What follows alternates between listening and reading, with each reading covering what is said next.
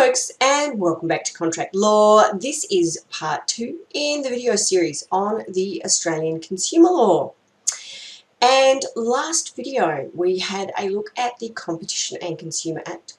We had a look at how the Australian consumer law is housed within the Competition and Consumer Act, within Schedule 2 of the CCA. We also had a little look at the way the Competition and Consumer Act was designed and how that Schedule 2 Australian consumer law applies federally, and how it also applies in mirroring versions of that legislation that have been enacted in each state and territory.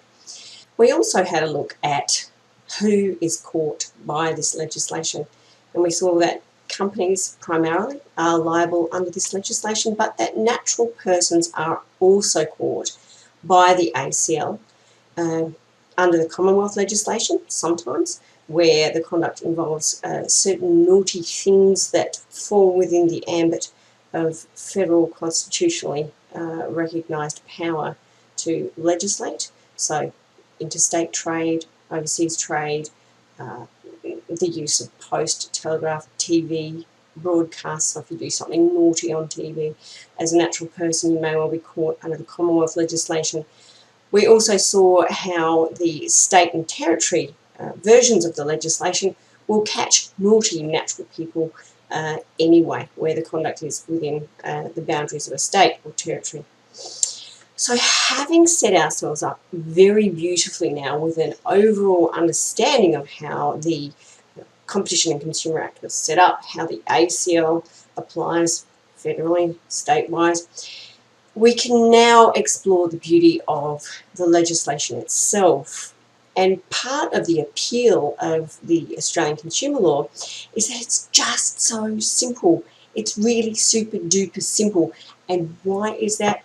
Because particularly for consumer guarantees, which we're going to be talking about today, the legislation will be relied on by consumers. So super duper easy. The government has released a stack of ancillary material that consumers can go to and have a look at. I would encourage you to go and explore those. There are loads of decent PDFs online that the Australian Competition and Consumer Commission has popped up there for consumers to have a look at. And so really today's excursion through the consumer guarantees is not going to be laborious, because it is not rocket science. It's quite simple. It's designed for the average Joe, the average consumer. So let's have a look at consumer guarantees. Well, consumer guarantees weren't just introduced with the advent of the Australian consumer law. They were in fact around for quite some time in the Trade Practices Act, right from 1974. However, the way they used to operate was that the guarantees used to be implied into contracts as statutorily implied terms. So we've already had a look in this unit at how terms get implied.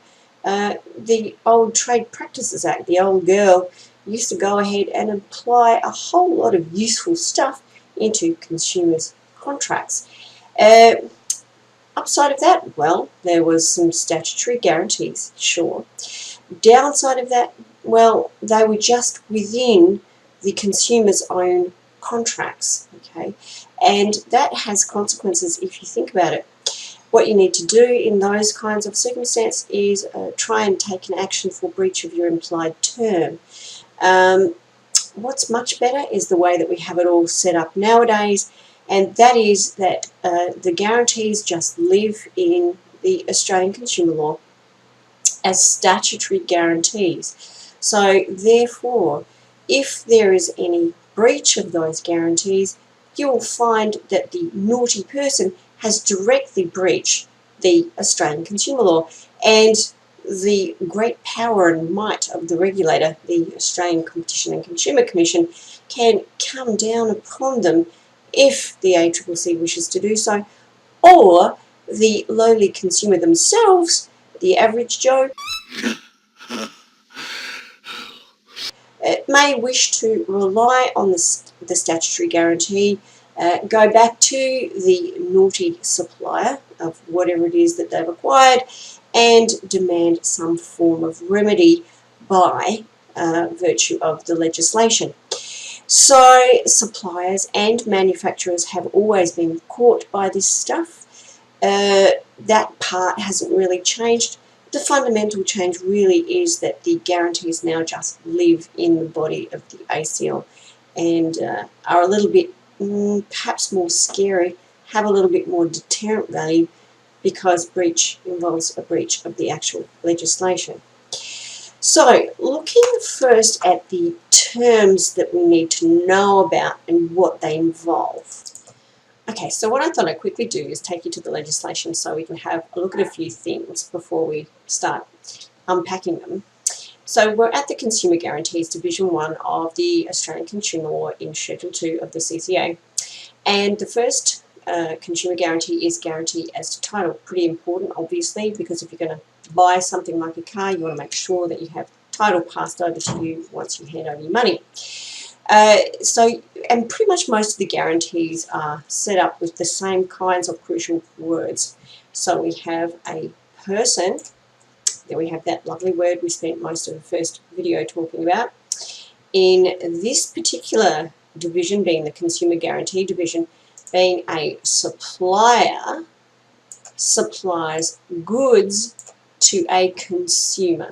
A supplier supplying goods to a consumer. So there are some words that we need to figure out there. Then you have the guarantee that follows. Okay, and there are similar provisions in relation to services. So we have a look at here. Subdivision B is guarantees in relation to services. And some of those mirror the ones that are guarantees relating to supply of goods. So then we also need to know about the term services. Okay, so let's start at the very beginning. Let's start at the very beginning. Okay, so supply, goods, services, this is what we need to know. Supply, firstly, in section 2, it's not just the good old situation where you front up to a shop, you select your item, and you pay your money. It's not all about the sale. Interestingly, the Australian Consumer Law covers a wide range of supply situations. So you also have, apart from sale, exchange. So the bartering type situation. You have lease, you have hire purchase. And as I said, both suppliers and manufacturers in many instances are caught. The next thing we need to think about is goods. And these are not just the ordinary goods. Oh no, no. There are many other kinds of goods than the ordinary sweets in the ordinary sweet shop that are covered. So things like ships, aircrafts, vehicles, animals, minerals, gas and electricity, computer software, second-hand goods and accessories. Now, generally speaking, bringing back again to video 1, these will need to be supplied in trade or commerce. The next thing we need to think about is services. Remember I said that the guarantees don't just relate to goods, they also relate to services. Very wide definition of services in the ACL. Generally speaking, they will have to be supplied in trade or commerce. And services relate to any rights, including rights in relation to, interests in, real or personal property, benefits, privileges, or facilities that are or to be provided, granted, or conferred in trade or commerce. For example, things like dry cleaning, repairs, lessons. I think the text uses the example of swimming lessons. Lawyers' services. Well, what do you know? We are also covered by the ACL. A little scary, perhaps, but only if you've got something to hide, I suppose. So, there we have the notion of services. Then we have the notion of what exactly is a consumer. And this is all important because either your contract for supply of a good or a service is going to be a consumer contract, or it's not going to be a consumer contract. If it is not, obviously you're not covered by the ACL. If it is, happy times, because the ACL will cover your transaction. First off, it must not exceed the magical figure of $40,000, and it has been $40,000 for many, many years now. I'm not quite sure why it doesn't change, but it hasn't changed in my living memory. So 40,000 is the figure you have to have in your mind. However, having just built that right up there, there are two circumstances where you might be able to squeak on by and have your transaction considered a consumer contract, and it still be over the $40,000 magical threshold. The first is that you might be acquiring a vehicle or trailer principally for transport of goods on public roads. Obviously, these kinds of things are commonly more than $40,000, but they're often bought by consumers. And the good old catch-all, if the goods that were acquired or services were ordinarily acquired for personal, domestic, household use or consumption. That is the definition of consumer. So if you have happily acquired your goods as a consumer and they have been supplied to you by a supplier, which, as we saw, might be a manufacturer, might be a retailer. Then you've got your guarantees to title that we've already looked at previously. You've got a guarantee as to undisturbed possession. Undisturbed possession. In the olden days, it used to be called quiet possession. Once you've got your thing, or whatever it is, your good, you don't want third parties coming and, taking the goods away.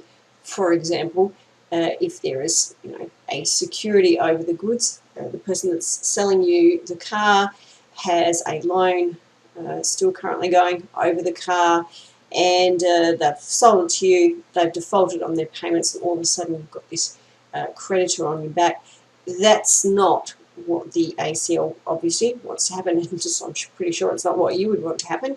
And so Section 52 gives you an undisturbed possession in the goods that you acquire. Section 53, undisclosed securities. Undisclosed securities.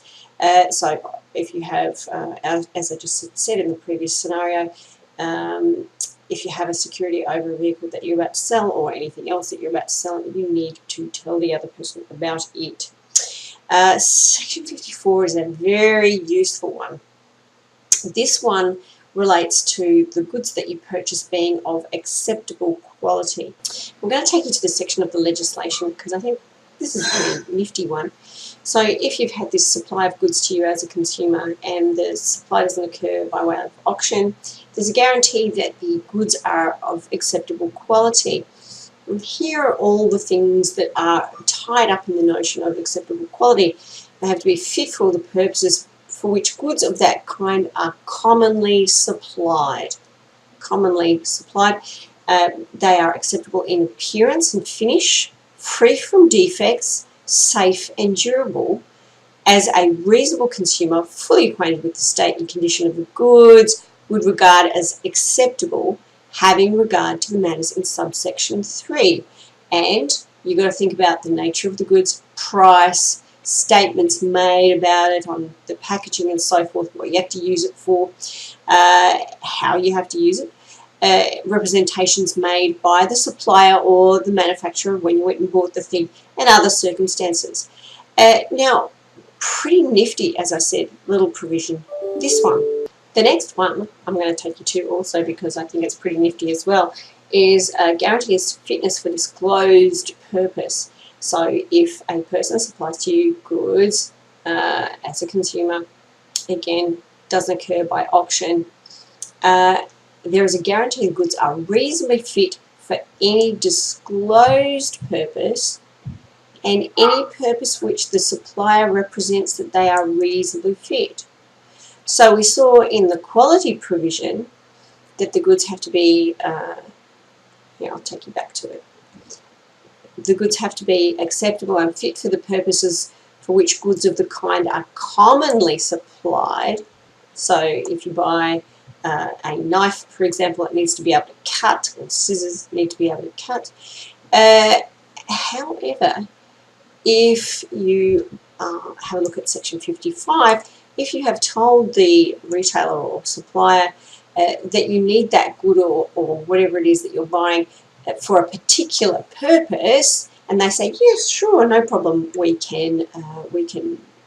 item will fulfill that purpose, then the good has to actually go ahead and be fit for that disclosed purpose. So if you said you wanted your knife in order to, I don't know, cut tree branches, for example, or do your own home butchery, then the knife that you bought would have to be sufficient to be able to be used for that disclosed purpose. Okay, disclosed purpose, as you see, is something that they make known to the supplier or the person that you're negotiating with. So that is the guarantees to fitness for disclosed purposes. And then you have a ragtag other bunch of pretty cool guarantees that might assist you depending on the circumstances of your purchase. So where you are buying something by description only, written description, then obviously you're going to have a guarantee that when you finally get your goods that they correspond with the description that was given to you. Similarly, if you're buying something by way of sample, often homewares, tiles, furnishings, fabrics for furnishings are bought by sample. If that's the way that you bought, then when you get the goods, they have to correspond with the sample. Section 58 is an interesting one which requires manufacturers and suppliers to be able to get their hands on the things that you might need to repair your goods for a certain time after you have actually purchased them. And Section 59 is an interesting one also. If the person that has sold you the goods has made warranties about what the goods will do, then they have to be held true to those warranties. So I will leave you, I won't labour this because there are quite a few of them, but they're interesting and they're fairly comprehensive. So go and have a look at the legislation, have a read of the text, and get your head around all of these different guarantees that will apply when you buy goods. Now, as I said before, there are a number of guarantees that apply for provision of services, even good old legal services, and when you think about them, they're fairly sensible. First off, you have to provide the service with due care and skill. No real surprises there. You can't be slapdash about the way that you provide your services. I think the HCC in one of their PDFs referred to the example of, if you purchase some services in terms of painting for your house and they don't remove the old paint first and they just paint straight over the top and then the paint all flakes off in about a month's time, that provision of the painting service would not have been done with due care and skill. Why is that? Because everybody knows you've got to take the old paint off first before you put the new stuff on. Section 61 mirrors in some respects the guarantee that we just saw for goods. So the services have to be fit for a disclosed purpose or result. And Section 2 just talks about, when some service providers really drag their heels and are very slow in doing what you've asked them to do, they have to supply their services within a reasonable time.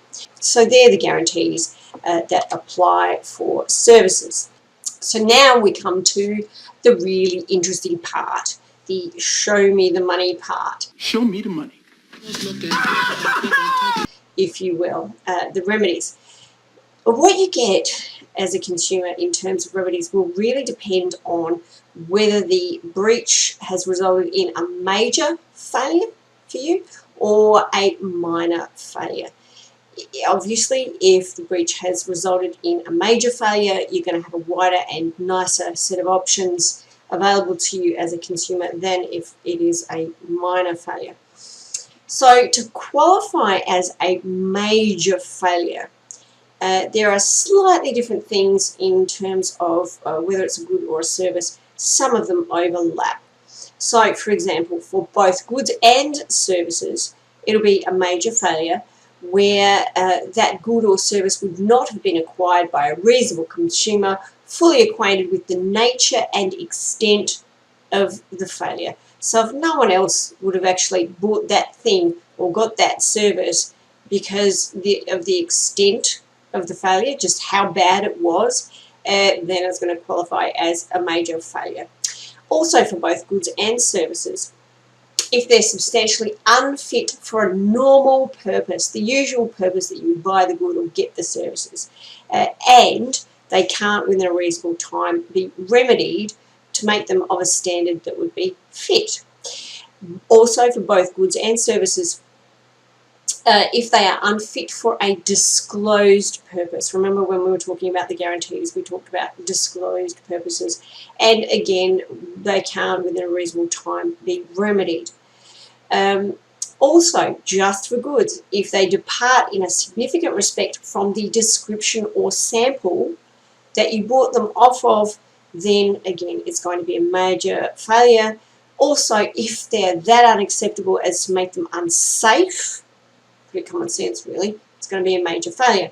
For services in particular, if they can't reasonably be expected to achieve the desired result and can't be remedied, it's going to be a major failure.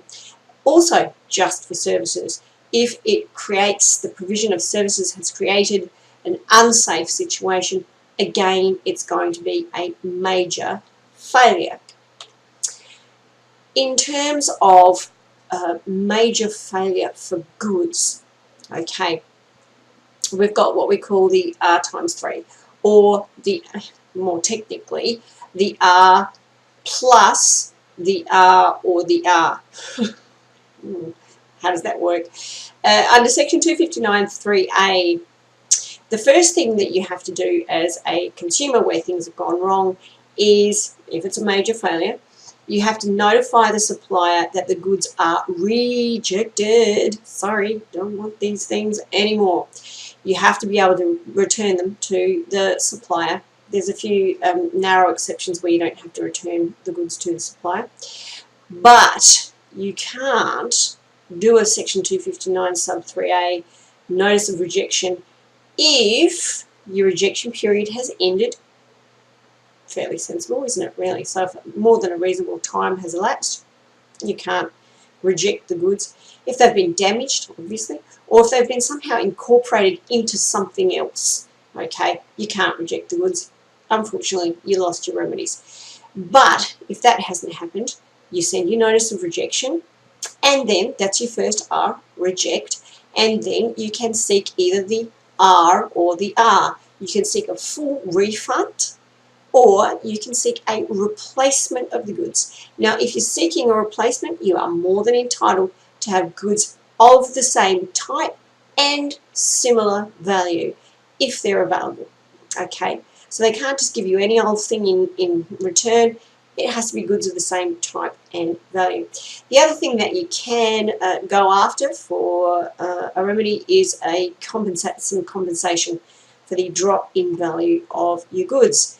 So they are the remedies you can seek for a major failure as to goods. You've got to be able to reject the goods. If you can, you go ahead, you serve your notice of rejection, and then you either seek a refund or a replacement.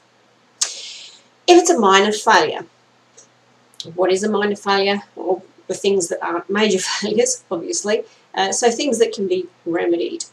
And the remedy here, because the failure isn't so serious, is at the supplier's discretion. Remedies for minor failures are at the supplier's discretion. So under section 259 sub 2, the consumer has to request the supplier remedy the failure within a reasonable time. So again, the process gets kicked off by a section 259 notice. Then, once the supplier is on notice, they can choose between offering you repair, replacement, or refund. Again, 3 R's: repair, replacement, refund. Obviously, because it's not a major failure, you can't reject the goods. So you send your notice and you seek one of those 3 R's as your remedy. If the supplier can't do it within a reasonable time, here's a nifty little provision for you. You can actually go to somebody else to have the failure rectified and then seek the reimbursement of the cost of getting it rectified by someone else from the original supplier. Or, if they can't do it within a reasonable time, you then have the option to notify that you are going to reject the goods.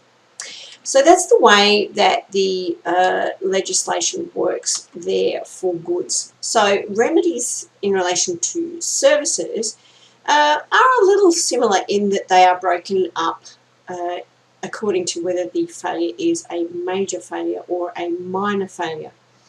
If the failure to comply with a guarantee can't be remedied, or is a major failure that we saw previously, then the consumer may terminate the services contract and seek a refund. That is your major remedy with major failure for services. Okay, so your refund is the main goal there, or again, you can seek compensation for a reduction in the value of the services. In relation to minor failures, if it's something that can be fixed up and it doesn't fall within those definitions of major failure that we were looking at before, the consumer can't terminate the services contract. But what they can do is they can request that the supplier fix the problem up, remedy the failure without charge and within a reasonable time. If the service provider doesn't do so, the consumer can have the failure remedied and recover costs of the rectification from the original service provider, or they can also terminate, but that's only if they can't do it within a reasonable time. So that is the scheme in relation to services. The last thing we need to cover off here is just kind of a little exclamation point to some comments that I made in the first video about this being a very strong piece of legislation. You might have, in your nifty, growing, budding lawyer's brain, have thought, can we get out of this? Can we exclude these statutory guarantees? Aha, no, the legislation drafters thought about that one and have excluded it from many, many different angles. The principal one being Section 64. And I've included the terms of the legislation here because it's fairly important. So a term of a contract, including a term that's not set out in the contract, but it's incorporated into the contract by another term of the contract. So think back to our video series on incorporation of terms. They're saying any term of your contract that would otherwise, be subject to these consumer guarantees, or the ACL generally, any term of that contract or any other term that you might wish to sweep into your contract. Okay, so you're not going to get around the ACL just by keeping the nasty bits separate from your main contract. Oh, no, no, no. If a term of any of that purports to exclude, restrict, modify, or have the effect of excluding, restrict, or modifying the application of all or any of the provisions of that division, or the exercise of a right conferred by such a provision, or, here we have it, any liability of a person for a failure to comply with a guarantee that applies under this division to a supplier of goods or services is void. Void, void, void. Okay? Can't contract out of this stuff. Really, really super important. Okay? There's a narrow band of exceptions in Section 64A, but for the vast bulk of contracts that are out there, you will not be able to escape this legislation. It's like the Terminator. It will always be back to get you. I'll be back. So that is the scheme of the legislation. Nuts and bolts. Nice little ribbon tied around it in terms of Section 64 with a bow on the end. And that is the notion of consumer guarantees. Nice little set of provisions for the use of everybody, including the average Joe. And the next video we will have a little look at unfair contracts. So until then, bye for now.